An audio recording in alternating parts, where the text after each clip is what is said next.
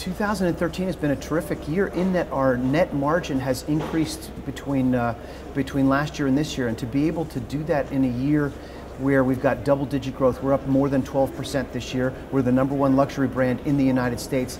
To be able to grow your margin and grow your sales volume on a very healthy basis, I think is an indicator of two things. The market is recovering still in a very nice way, so we've got a little bit of wind at our backs from that. But I think more importantly, it's the products that we're putting out into the marketplace are in high demand, and look at the S-Class, that's a high margin product for us. So the more of those that we sell, the better our overall margin structure will be in the United States. We kind of had a disproportionate amount of investment that had not yet seen vehicles flowing into the market. So now that we see them coming into the market and they're as successful in the early phases they are, I think the analyst community is starting to appreciate the Daimler strategy and saying, hey, okay, these guys really are moving in an absolute positive direction. It is a bit of a foot race for all of us to kind of build bridges to this younger generation. We hear a lot about Gen Y.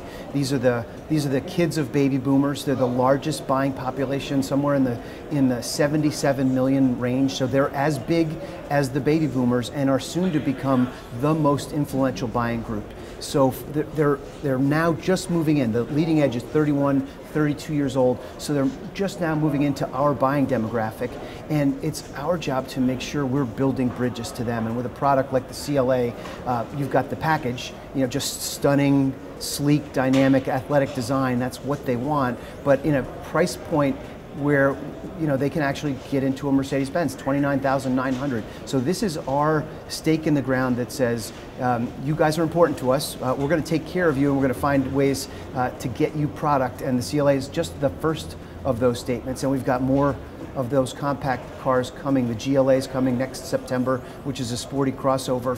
So for us, we'll have a sporty coupe and a sporty crossover just custom built for this huge buying group.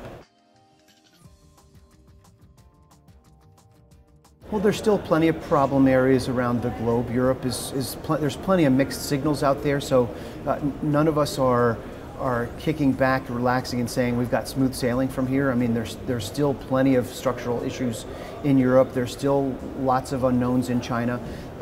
So for the moment, the US still seems to be that most stable, most predictable market where they can say, I can count on month to month a pretty decent sales development there. So we do enjoy that being the kind of the one member of the global portfolio that's delivering steady, predictable growth, and we're going to take full advantage of that while we come out of the recessionary environment in Europe, and that seems like it's starting to happen. And China, for us, begins to move in a really positive direction. So for us to be able to fill a little bit of a gap while some of the other issues globally are resolved, and then when they kick in, plus the United States, I think the prospects for Mercedes and Daimler over the next several years are really, really strong. The launch of the S-Class, and we're only 2 weeks in, and it's hard to believe just 2 weeks in, is off to a phenomenal start. Dieter Zetsche does talk about 30,000 sales globally. I will say that the US is one of the predominant S-Class markets in the world. It's China and the United States that deliver the most S-Class volume. And what's so gratifying right now is that the S-Class really is being seen and accepted universally as the most accomplished automobile on the planet. And for our clientele and for our brand, that's terrific. And we've got waiting lists. We're pretty much sold out through a good portion of the first quarter of next year. Can't wait for the 4MATIC all-wheel drive that's coming next month. And we've got the S63 AMG version.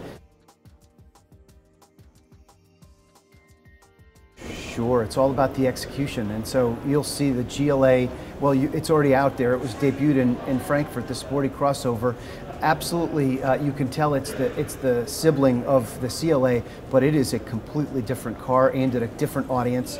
You'll see other models off of the S-Class platform. We've got a coupe coming next year. The most differentiated product that we've ever bought. S-Class, we've had previously the CL, now it's going to be the S-Class and the S-Class Coupe.